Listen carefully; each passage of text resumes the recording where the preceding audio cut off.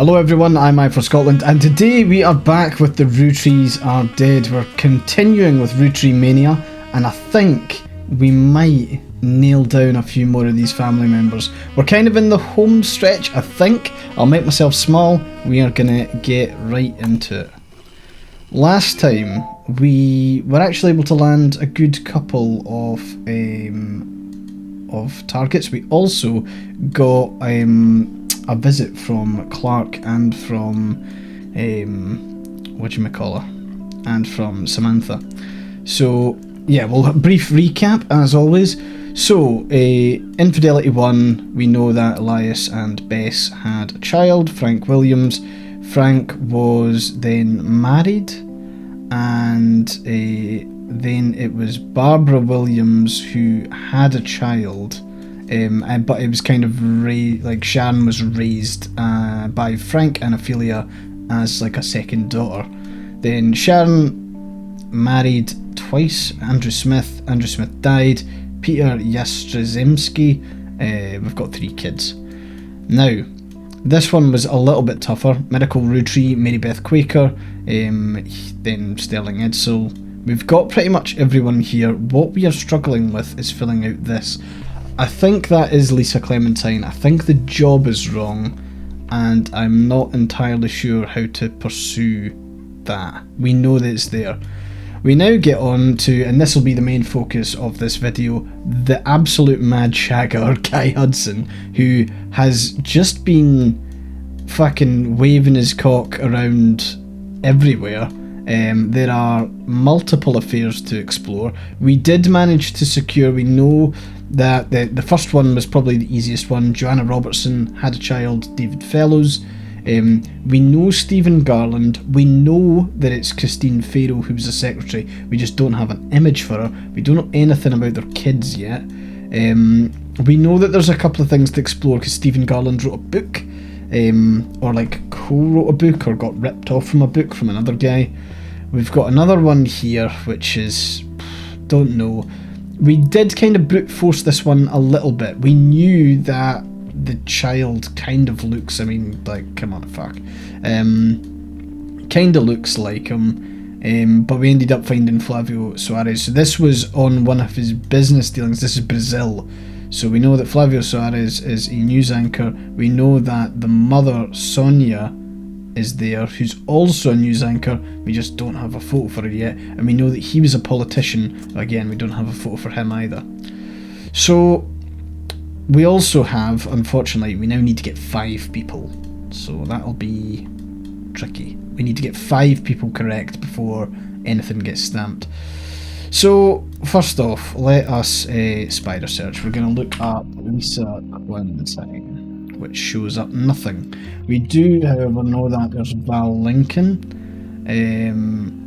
Val Lincoln was in Telephoto. If I can fucking spell Lincoln right, Jesus. Lincoln. Yeah, oh sorry, we've got the, here, Telephoto's a photography magazine, 1992 issue focuses on photos of Val Lincoln, a photographer who went overseas during Desert Storm, won the SEPI Award for photojournalism, specifically for the photo on the cover. So this is Lisa Clementine, who lost her arm. Val got his start in high school, couldn't decide what else to do, thought it'd be the best career in the world to shoot for Playboy, quickly found he had a knack for it, began to skip lunch in his free periods to spend more time in the darkroom. After graduating, tried to pivot to landscape photography, didn't have any passion for it, photograph mentor. Most people wouldn't call it lucky to go to an active war zone for no pay, bought my plane tickets, all my meals, pulled some strings. Val was only 19 at the time, shot the photo that won him an award the 3rd night he was there. Photo depicts Lisa Clementine, who lost an arm in Operation Desert Sabre. According to the article, women who were not subject to direct combat. Lisa was in a vehicle at the time. Vehicle had to pull over suddenly when the road ahead was partially destroyed. She and a fellow soldier were severely injured by a landmine. I ran into Lisa just after her surgery and took this picture. Then until she shipped out, I kept finding excuses to go back and take more pictures of her. I guess it was fate. That's the photo that won me an award, got me into your magazine, and also led to my engagement. Just earlier this week, she agreed to become Mrs. Lincoln. Into the Storm? I wonder if that's anything. So let's go spider search into the store. Fuck.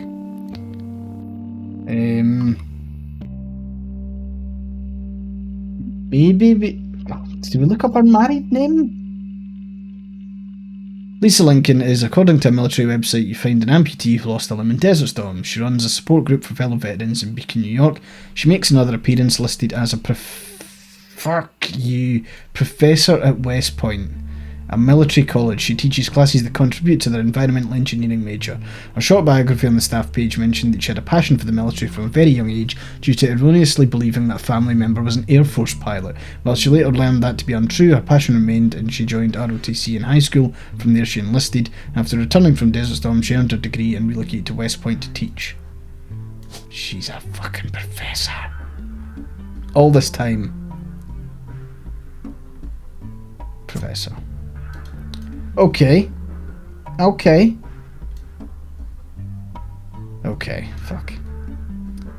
Right, would be good to try and find photos for these folk.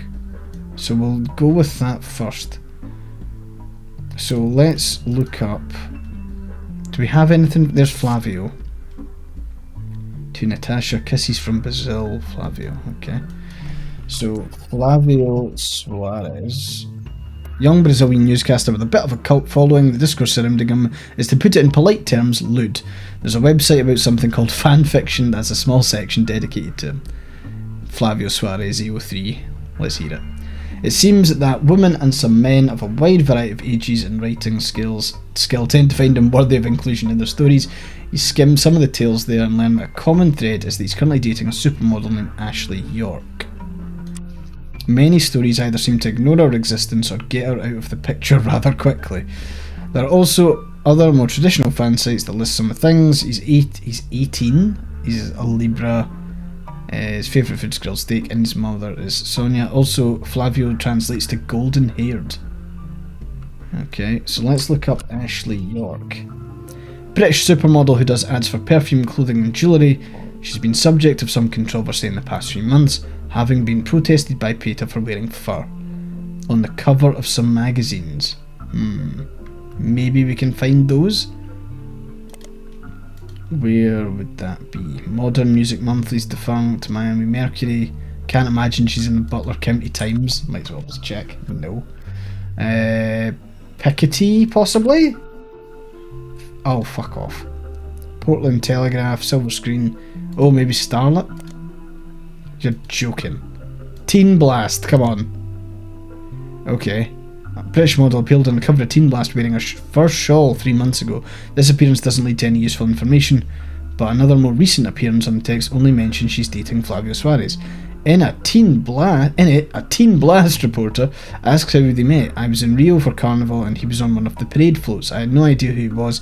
I liked what I saw and told my people to invite him to the party I was going to. Felt pretty stupid once I realised they were going to his party. Well, his mother's party. She runs a media empire down there called Transmiss Sao Paulo. Okay. So we now know her job is no longer a news anchor. She is a media mogul. And we can maybe look up Transmiss Sao Paulo. It's a massive media group owned and run by a mysterious woman named Sonia Alves. It seems Sonia Alves is a common name in Brazil, so she has shortened her name to Nia to stand out in the public's eye. According to a history page that focused on her company in vague, unsearchable details, Nia received a significant inheritance in 1980, invested it in many different manufacturing businesses in her hometown in Brazil. At the same time, she had just begun to learn the ins and outs of running a television network. She continued to work in television until 1988, when Brazil began its period of reform. She felt this was the perfect opportunity to launch her own media company using her investment and connections. Now her company owns television networks, magazines, newspapers and advertising firms. After doing some translating, the page about Nia lists her as unmarried, does not go into any other relationship history. Searching for Nia online, you learn that she stays out the spotlight, she doesn't even appear at shareholder meetings, she sends a proxy.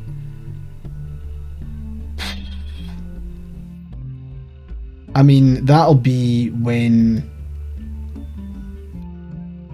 Like, that'll be because Edson Suarez was like a corrupt politician. So, What do we go for? Sonia Alves here? No relevant results. Fuck. So what about Nia? Nia Alves?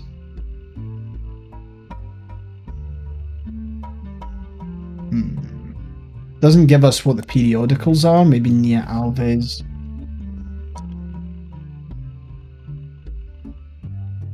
Anything? Anything? Anything?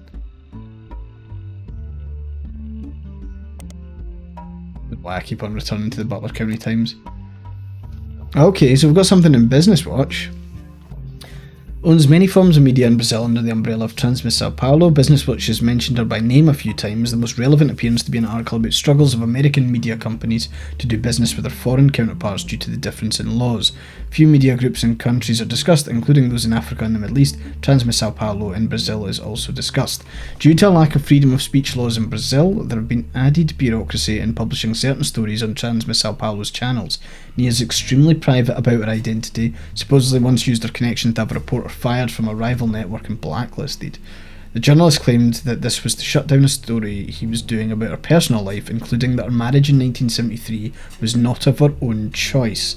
His research claimed that she was essentially had her husband forced upon her as a child bride at the age of 15. Child brides were not outlawed in Brazil until 1990. Also claims that past appearances with her husband have been for show, they do not live together, and that she resents her own parents for the arrangement.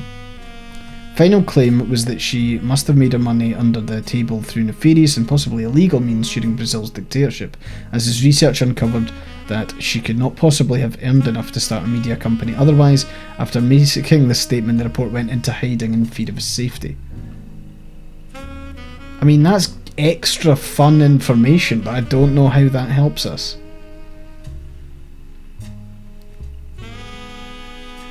He was working on a story, it was a rival like newspaper, but we don't have anything, we don't have like any source, plus it probably wasn't published.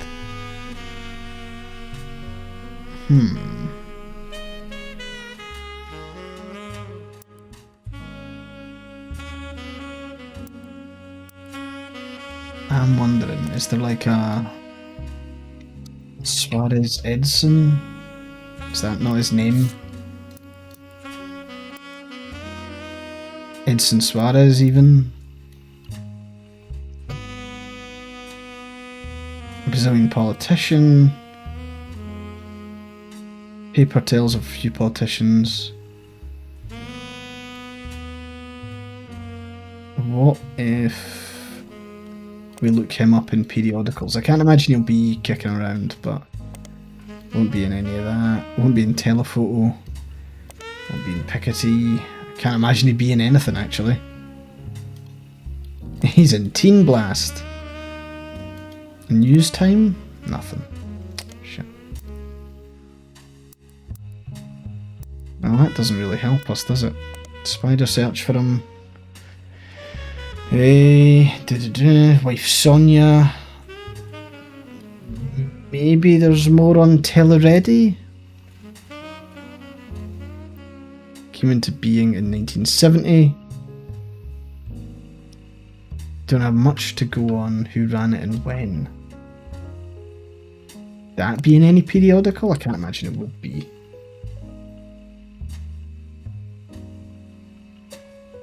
No, I don't see this being... Nah, nothing.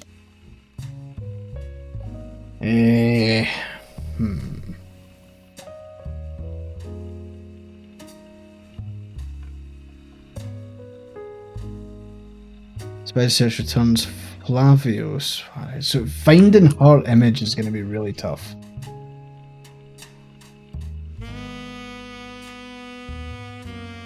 It's weird that we haven't seen, like, is there... There's not like an additional photo of Flavio to be found.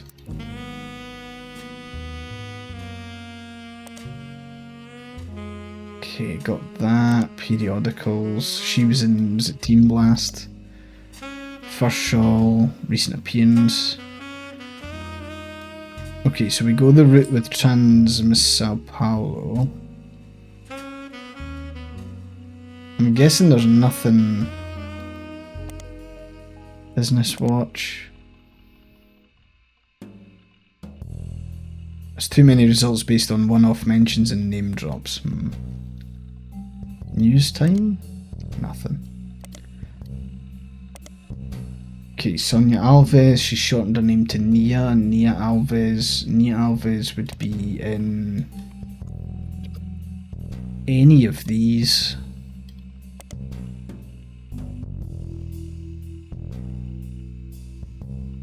Child bride. I don't know what that helps with.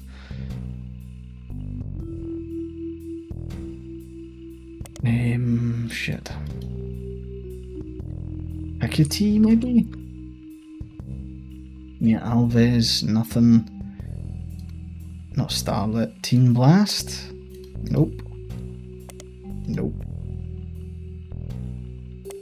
Don't know what any of this would be. Because we don't have like a newspaper from there, do we?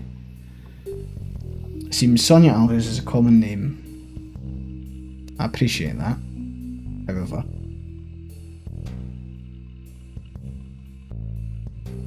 It's like she sends a proxy to shareholder meetings. How the hell am I ever going to find her? What if it was like Transmitter Panel Party? Nothing. So we'll go with Nia Alves. That'll give us the exact same article there.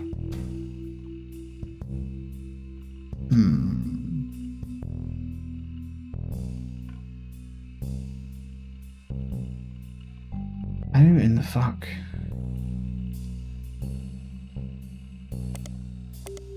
I don't know how to find her. There's no book, there's no... There's got to be something in this. This is like the thread. Could be a red herring. Or it could just be a straight up dead end. Nia's extremely private about her identity. Journalists claim that she was shut. Research claims she's essentially had her husband forced on her.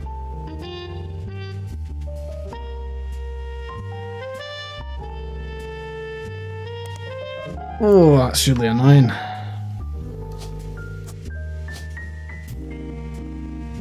Don't know who that is, but that's not her. Is there something maybe about Roottrees, Brazil?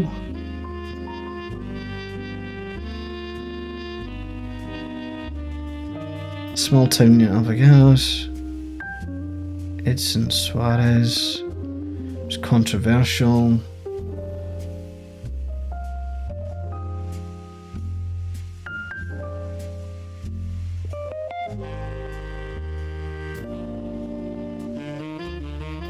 Okay, so that takes ages. Incendio de Bordo translates to maple fire. In 1982, the factory was deliberately attacked in a case of clear arson. The fire was brought under control after destroying about 2/3 of the production floor. Locals claimed that the air smelled like a mix of burning plastic and maple syrup. The factory was rebuilt and continues production to this day. Time it was unknown why this happened, but last year a news special did list this incident, as well as a few others in the small town, as backlash to perceived corruption in the government at the time. According to the report, the mayor of the city was found to be receiving a cut of the factory's profits. I mean, that makes sense.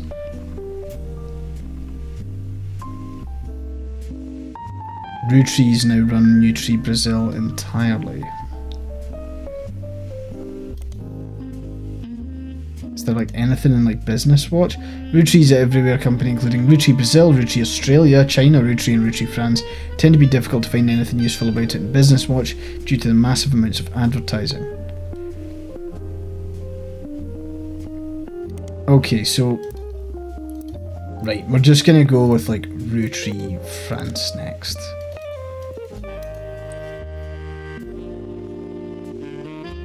Roottrees France is one of the companies created to manufacture and distribute Roottrees candy. It was developed as part of the Roottrees Everywhere initiative in the summer of 1979.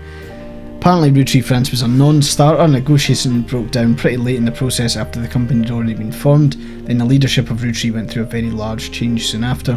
CEO of Roottrees France was meant to be Tristan Robert. Tristan Robert is a businessman who at one time was in negotiations to take over Roottrees France. He's still alive, and you come across an interview unrelated to Roottrees from a few months ago. Seems that other countries have not been immune to Roottrees mania, as you recognise the word Roottrees in one of the questions. Seems the interviewer snuck in a question about his experience with the company at the end of the 70s. The article's in French and takes some time to translate section by section. He mentions Guy by first name only, and the tale he tells is quite ugly.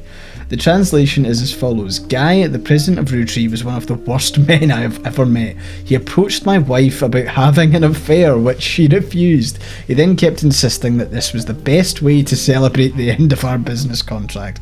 I don't think he expected her to say no, and I don't think he thought she would tell me what happened. I punched him in the face and refused to attend another meeting with this man. They lost a lot of money on this deal because not only was he a terrible person, but he was also a terrible businessman. When he died shortly after, it felt like the universe was working things out. I wasn't surprised to learn he had a secret child. He seemed to treat women like collectible pocket monsters. It seems mentioning Pokemon sidetracks the questions a bit, and the interview never returns to the subject of Roottrees. So, okay, this is an international. He's international Mr. Worldwide shagger. The affairs here are potentially, like, we know that this is like his first kickoff. Like, we know that Christine Farrow was also like US based. It could be that the remaining three are like all over the world. Although it does sound like Roottrees France, the guy, like the woman rejected him. So,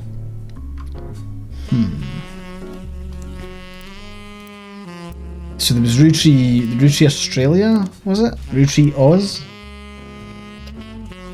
Roottrees Oz is one of the companies created to manufacture and distribute Roottrees candy. It was developed as part of the Roottrees Everywhere initiative. According to history for website, Charles Martin, who owned a company that manufactured licorice, was tapped to run the Roottrees factory after he impressed the American leadership of the Roottrees Candy Company at the time. Did have some success, but only in certain regions. Manufacturing leg of the company shuttered in 1982, and it's now an importer and distributor. So let's look up Charles Martin. He was a candy manufacturer in Australia, born in 1923. He had a popular brand of licorice called Martin's Licorice Bullets. Most of his history is unrelated to Roottrees. However, in 1979 he helped to develop Roottrees Australia, used his own wealth to build a new factory, and they distribute the maple treats throughout the same methods he'd been using for his previous candy venture. A website about Australian commerce mentioned that he had a very unusual business agreement with the main Roottrees company in the US. Much like how the Clancy Trust distributed the profits from the Roottrees company evenly to the Roottrees family, the profits of the Roottrees Australia would be split 50-50 between the American Roottrees company and Martin himself, for him to do with as he wishes. This made Martin very, very wealthy, but also led to many cost-cutting measures meant to increase profits as much as possible. Especially towards the end of Martin's life in the early 1990s, Roottrees candy gained a poor reputation in Australia. Sales suffered immensely. Charles' vast fortune was passed along to his daughter Robin Martin, who sold both businesses at the first opportunity. I wonder what agreement they came to in which 50-50 would be split directly to him. Oh no! Robin Martin, featured in the top 100 wealthiest women in the world list, owns a private island off the coast of Australia where she reportedly has her own exclusive retreat.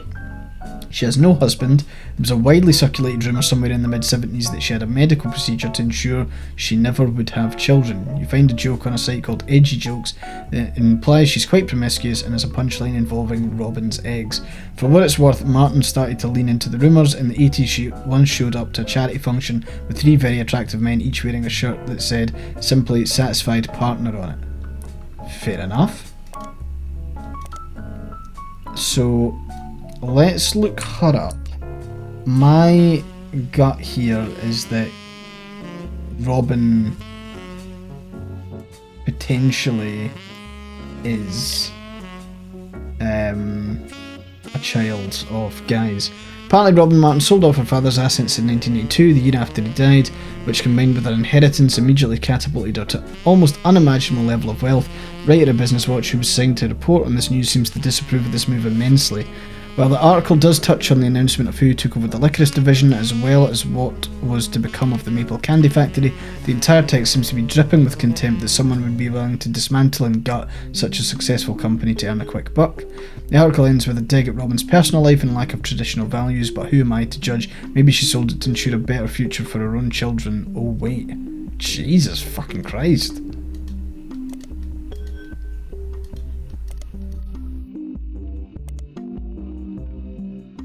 It kind of sounds like she learned...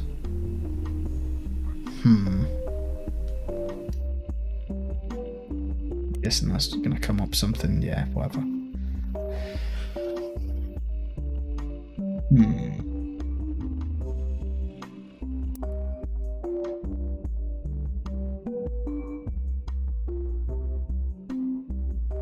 Maybe the final affair was that? Hard to tell. Oh, this is really fucking tricky, isn't it?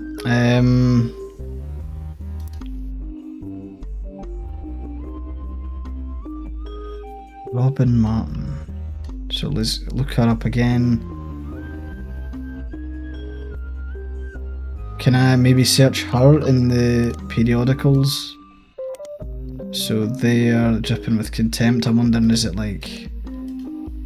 Was there a photo of her at the event?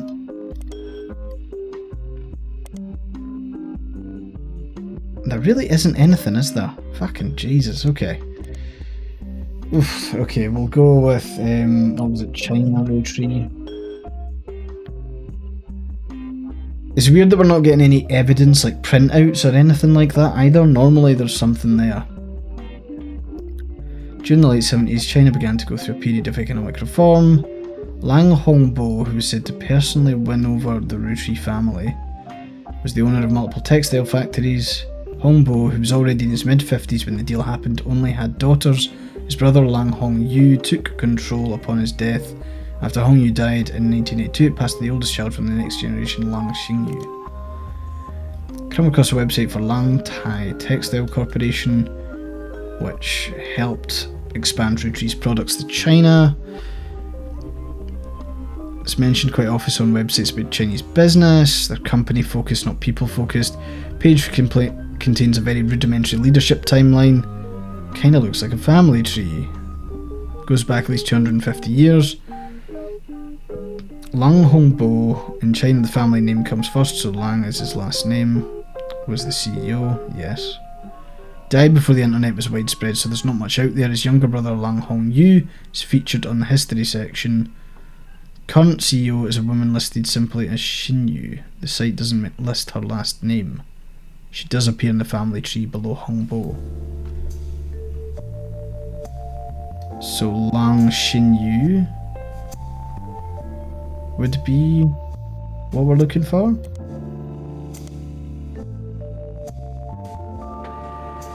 Lang Xingyu in China, the family name comes first, so Lang is her last name, yes we know, is a businesswoman currently running the Lang Tai Textile Company. She was recently listed in an article on a website written by and for women. The article entitles Empowered. It's about the recent rise of women entrepreneurs in China. Article states that due to her lack of brothers, she has a younger sister. Lang Xinyu took over as CEO of her family's company in 1982 after her elderly uncle was deemed unfit to run the company due to mental deterioration. This was apparently an extremely controversial move amongst the company's employees, and some of them, the article does not state how many, quit and wrote a letter stating that she must have coerced them in a vulnerable state. Since then, the company's been performing well. Her nephew, who's currently her second in command, is expected to take over when she retires. In the meantime, the board's stance has been a twist on a popular proverb. The article roughly translates it as, someone that has proven they can do something well can do it 100 times well. An unproven leader could doom us all. Article also offhandedly mentions that Xinyu is an early adopter of IVF and helped her sister have a child. Unsourced picture of Xinyu in the article says that from 1982, when she took over, she was 45 at the time. It's been added to your evidence.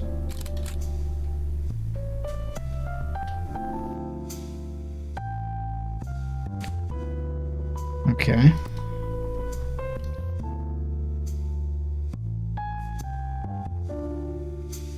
So we've got a photo of her. That to me means that that's not a red herring. So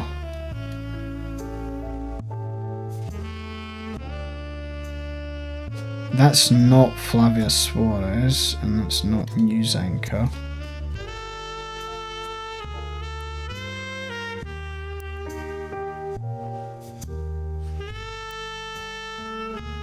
Helped.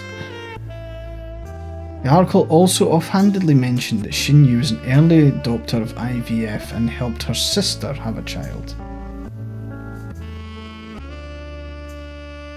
Okay. From an age perspective, that would be... Oh god, what happened here? Wang Xinyu took over as CEO of her family's company in 1992. And if we check the evidence, where's the evidence? Confidential. When was the China expansion? Travel expenses, 1979. Okay. So I think she is potentially... So I'll go with Xinyu Wang. And she is the CEO. And she had a child. I'm guessing that's the whole early adopter of IVF thing? Maybe?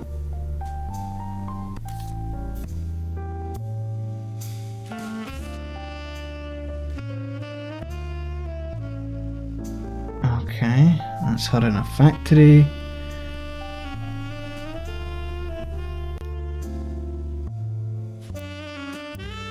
I mean, the only other name on that is... What was it? Xinyao? Xinyao. Piece of Asia is the American arm of Lang Thai, located in Pittsburgh, Pennsylvania. According to their site, the Thai in Lang Thai translates to peaceful, so they chose their name in America to match. There are lots of other companies listed here, too many to investigate as very few of them seem to have any relevance. It seems Piece of Asia is nearly as accomplished as Lang Thai. They offer fabrics and cloths at wholesale prices. You don't spot anything out of the ordinary. Business is said to be owned by husband and wife Jerry and Linda Han. Their Chinese names are listed too, and from using an online translator, it seems that Jerry is Han Junwei and Linda is Lang Xinyao. So she is the daughter. Okay. So Linda Han? Jerry, Linda and Mark Han appear recently on a website called Focus on Philanthropy under the headline Hanging with the Hands. Hands were chosen because they donate significantly to causes that further the Chinese American culture. Jerry and Linda were both born in China, fell in love during college. Linda's father led a large company. This article never names it. After it expanded to the US, Linda's father approved their marriage so long as Jerry took over the US portion of the business. Linda jokes that the entire situation is like something out of an Alanis Morissette song, with how ironic it all ended up. I was absolutely terrified to move to the United States, but my big sister was desperately in love with the idea. She used to have this Butch Cassidy poster on her wall and was obsessed with Robert Redford. And somehow Jerry and I were the ones sent here, and now we couldn't possibly imagine going back. When we had Mark, we never even considered giving him a traditional name. Meanwhile, my sister stayed in China and has thrived there. She doesn't even like visiting the US anymore. Our kids are complete opposite though. Mark couldn't wait to travel abroad as soon as he was old enough. He's actually in business school in China now, working with my sister. Our niece, who grew up there, was the opposite. She couldn't wait to get here. She started calling herself Lucy Lang in high school, flew out here as soon as she graduated. The name change apparently drove my sister absolutely loco. Okay, that's like good, but also like just give me your photo, please.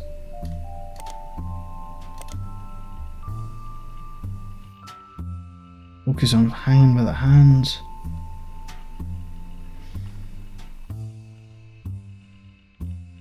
So, what the story here is, there's an affair here where... I'm just going to quickly check this. I feel like this is a fucking red herring and a half. It's not a common name.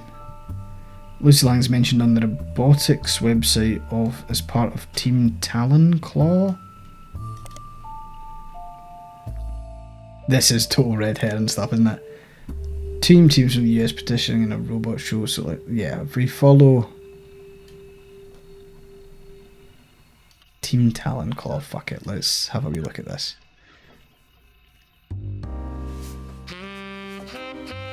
The Robotics Club is a text-only site you can find. The site seems like it's mostly used to announce the schedule to its members. The club is supposed to meet every Tuesday and Thursday. The last 8 dates have all been cancelled because a few members of the team are currently in the UK filming. Another date from a few weeks back was cancelled for an interview with the school's newspaper. At the bottom, the travelling members of Talon Claw are listed as Team Captain Jaya Patel, supporting members Lucy Lang and Kurt Hauser. So, this woman helped her sister have a baby through IVF. There is a chance that there's some... So that's Lucy Lang is the daughter. And... Okay, so how do I...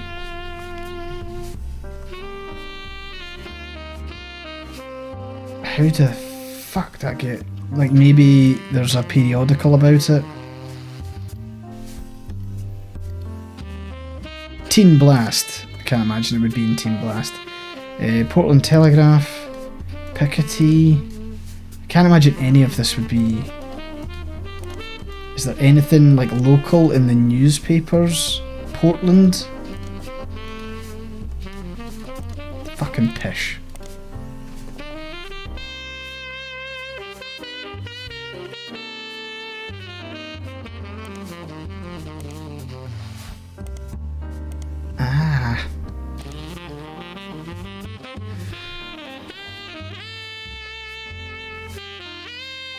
Okay. Our niece, who grew up there, was the opposite. She couldn't wait to get here. She started calling herself Lucy Lang in high school, flew out here as soon as she graduated.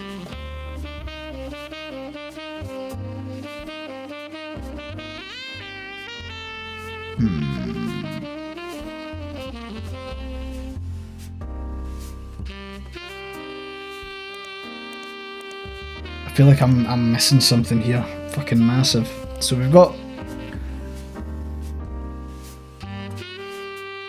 Lang Xinyao, Piece of Asia. We did grab that.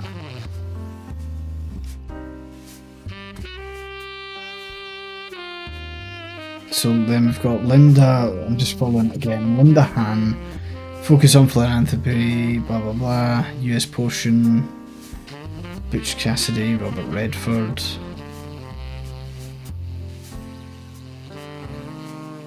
Stayed in China and thrived there. She doesn't like the US anymore. It's probably because of Guy. Kids are complete opposite though. Mark couldn't wait to travel abroad, whereas the niece couldn't come. Then there's Lucy Lang, so we're following that track. Not a common name. I think it's this one, but I suppose we better look up the gin and tonics. Lucy Lang is listed as a soprano. This doesn't seem to be much else. She performs a soloist in a song called Like the Wind.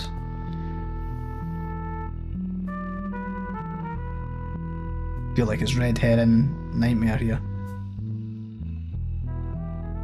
An obscure Irish band called U2. One side both Fex and Jim and Diamond as inspirations.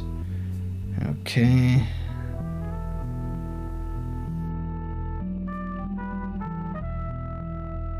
I don't think this is relevant. CD compilation called Boca. Might as well have a look there. Best of College a cappella. Has existed since 1985. Doesn't seem relevant. Nobody's ever done a cover of a song by Jim and Diamond. No, nothing there. And then there's one in New York for Corporate Synergetic Solutions Unlimited. Corporate Synergetic Solutions Unlimited is a company located in New York City. Lucy Lang is a lead synergy engineer who's listed as being ranked one of the top facilitators in the world. So let's go with Lucy Lang. And we'll look in periodicals, Business Watch. Let's go. Fucking please give me something, you bastard. Lucy's bio section mentions she grew up in a small Arkansas town, the oldest of 4 children, so it's not her.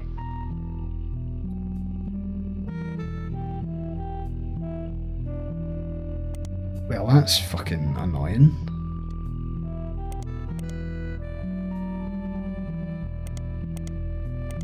So it's got to be... Is it literally Robot Wars? Can I type in Robot Wars? Is that not the... Fuck!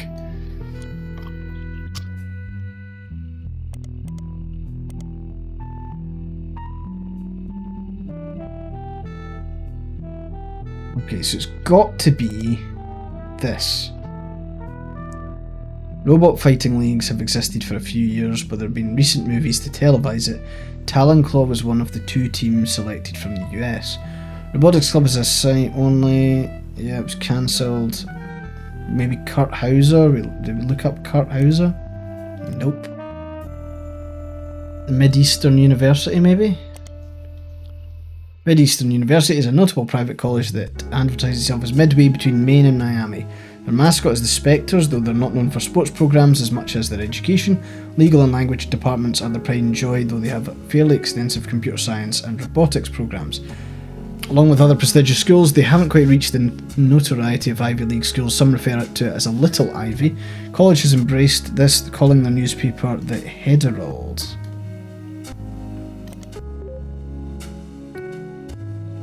There we go. The Herald, and then what was it? Team Talon Claw? The Herald has a story about their school's robotics team, Team Talon Claw. It lists 3 student members and talks a bit about their history, including their interest in robotics. Only one that catches your attention is Lucy Lang. She grew up in China as Min Lang, but came to the US specifically to attend university. She says she grew up around factory scale machines. That's her. In addition to robotics, she loves linguistics. One of her hobbies since coming to the States has been collecting accents. In her spare time, she practices not only removing any trace of her native inflection, also quickly switching between multiple different regional accents. She feels her personal best is the Southern Belle, favourites the Valley Girl due to its use in popular culture. Jesus fucking Christ. Okay, so this is Lang Min. Which would make her Min Lang, who is there and is a university student. That is my final answer. Forget that you don't have universities, you have colleges. Okay, I think I'm kind of happy with that. That's only taken me 45 fucking years. Right, what now?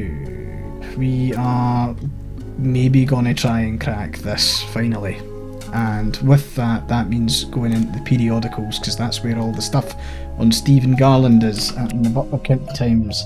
So we've got Stephen Garland. Is it just Steve Garland? It is just Steve Garland. So there's Christine Farrow, listing for his weekend cooking classes. There was the thing about the book. Mentions that all recipes are hard to copyright. So, what was the guy's Zimmer? First there was Antonelli's, and then Rochelle Zimmer, and then there was it Mark Zimmer? Her husband Mark Zimmer. They were business owners. He was sued by Steve Garland.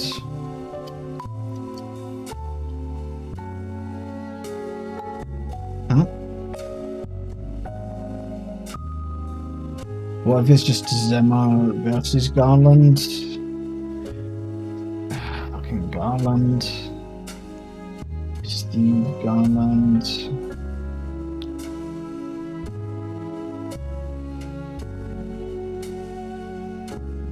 word for word in Zimmer's cookbook.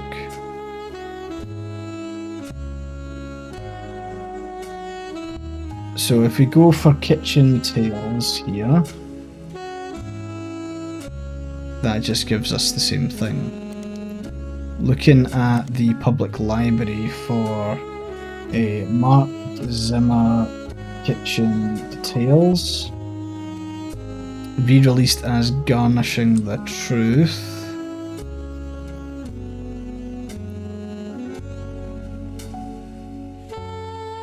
What if it was Steve Garland that wrote that? Okay.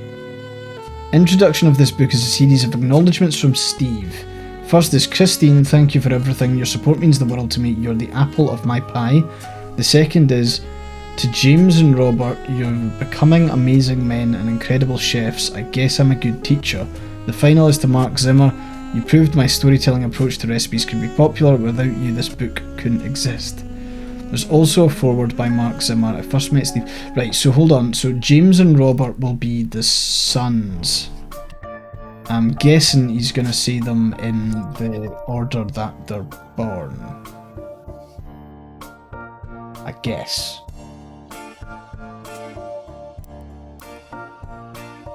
There's a foreword by Mark Zimmer. I first met Steve in 1978 when he taught a cooking class. The next time I saw him was over a decade later when he was suing me for stealing his recipes. Yes, really. So you might wonder what I'm doing in this introduction. Well, it turns out that Steve and I had more in common than we thought. Instead of settling in court, we settled it in McCarran's brew house over a game of darts. He said he'd give us the first drink of the night free for an entire year for mentioning them. Okay, that's something to come back to. 1 second. By the end of the game, he and I agreed we'd both rather make a ton of money together than spend a ton of money on lawyers. It's pretty rare to meet your best friend so late in life, but when I decided to retire, I moved to Boston just so we could hang out. So if you're browsing this book in a bookstore, please buy our book. We need more money for when the free beer runs out and the bookstore could probably use the sale. Okay, so McCann's Brew House is up next. They have a website. Apparently the bar's been around for a long time. On the site there's a list of famous people who've had a drink there, including former President of the United States, not the Roottrees Company, Kennedy. There's also a few listings of television shows and books that have mentioned McCann's, as well as how they came up. One of them is Garnishing the Truth, which the site has this to say about. Local and regular Stevie G wrote a book about food. We prefer cocktails, but he gave us a shout out. We ain't going to say no to free press. So go grab a bite at his kids' joint Friday, and then swing by to meet him for a drink. Friday is a fairly popular restaurant in Boston. They don't have a website, but many locals seem to mention them in various places. One more in-depth review explains that it's not a full restaurant, just a front door and a very small interior with a window. Unusually, the restaurant only serves vegetables, but a lot of reviews say that in spite of that, it's delicious. You can also find a short story about it on a website called My Boston Homepage. Whoever runs the page seems to just link random sites related to Boston, tell personal anecdotes related to Boston, give their relatively short opinions on things in Boston. It's very unorganised. Had this to say about Friday: wicked overrated. I saw it in Chef's Signature, so I went and there was a huge line and they didn't have a single meat dish. What's even the point? We've now got that. I also just got an achievement for discovering every periodical. Yes. No more periodicals to worry about. Chef's Signature. Let's go with Friday. Chef's Signature covered Friday less than a year ago, right around the time you were doing your initial investigation. Each article in Chef's Signature tends to focus on a restaurant, and like the magazine's name implies, each restaurant lists the one main dish that the head chef is known for. Friday's signature is the samosa cone. Okay, let's check that. Hey, we've got photos. Chef's Signature, a nationally published magazine targeted toward fans of unusual restaurants, featured James and Robert Garland on the cover of their November 1998 issue. According to the article, the two brothers own a small walk-up window in Boston called Friday, a play on tie-dye shirts that the servers wear that exclusively serves vegetarian stuff. Most of the offerings heavily inspired by powerful spices found in Thai and Indian food. Their signature dish is the samosa cone, which from a distance somewhat resembles a traditional ice cream, complete with waffle pattern. Instead, it contains fried potatoes, pureed peas, carrots, and a special ginger-based sauce. Robert, who's 3 years younger than James, jokes that although the age difference has left him delegated to wear the sous chef jacket his whole life, he doesn't mind. As a result, James answers most of the interviewer's questions. James credits his love for food and his culinary skills on their upbringing. Most kids hate vegetables growing up, but they don't have parents like we did. My father was a chef, my mother grew up on a farm that supplied his restaurant, that's how they met. Don't have any memories from the farm or anything like that since we moved here before I could even talk, but they told me stories. My dad's a great storyteller, he even wrote a book that partially helped fund Friday. When we moved, they were looking to open their own restaurant together. Unfortunately, never got it off the ground. His line cook gig ended up being less temporary than he hoped, and she had to go back to work as a secretary even after Robert was born. Before we were old enough to go to school, we spent our days with my aunt. In the diner where he worked, my dad had no room for experimenting, so he'd exercise his skills at home on his days off. We'd all go shopping and cook as a family on these days. And even though we were hyper kids running around and causing a ruckus, those were some of our family's favourite memories since we were all together. Mum always had the eye for the best vegetables for him to work with, and she did her best to pass that on to us. According to the article, their parents, who are now retired, visit Friday often. They even have a signature dessert, the Sistine apple. Apple pie has always been Mum's favourite. My dad always had this stupid line he used to make her laugh involving apple pie. Most people realise it's a Sistine Chapel pun and assume that's all there is to it. It's actually secretly named after them, sort of. I mean, Sistine is Mum's Christine and Stephen, so yeah, that makes sense. So these are both chefs, but who's who? I'm going to type in sous chef, I wonder what it tells me. According to Glossary of Kitchen Terms, sous chef's the second in command, being the head chef. Sous chefs traditionally wear red jackets. Well, that was easy.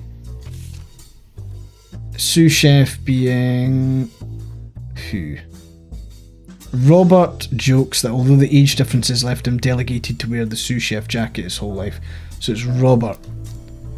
So it's actually Robert first and then... No, it's not. It's James. And then it's younger brother, older brother. God amongst the 5-entry machine. And we got Lisa Clementine. It's done. We found out she was a professor. Thank God. Okay, we also found Edson Suarez. So we've got Robert Garland, James Garland, Lang Shin Yu, and Min Lang. Perfect. Excellent. We have almost cracked the code. Almost. I don't think the names have been getting removed as we fill these out, so these are still very much an issue. How the fuck am I finding Christine Pharaoh? Like, is the Sistine Apple, like... fuck.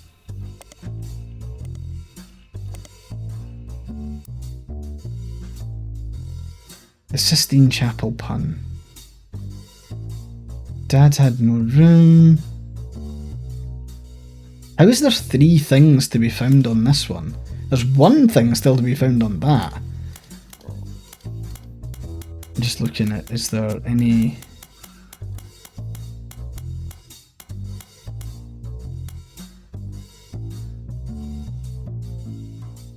I do realise that Piketty... I now get it. It's not a herring, it is a bass. Is it a red bass? Is this a red bass herring? Did the world's fastest outfit change there. I will be wrapping up this video for today. When I started playing the final part of Roottrees Are Dead, I got tunnel vision and did not notice the time whatsoever. Ended up recording for 3 hours. It's totally my bad.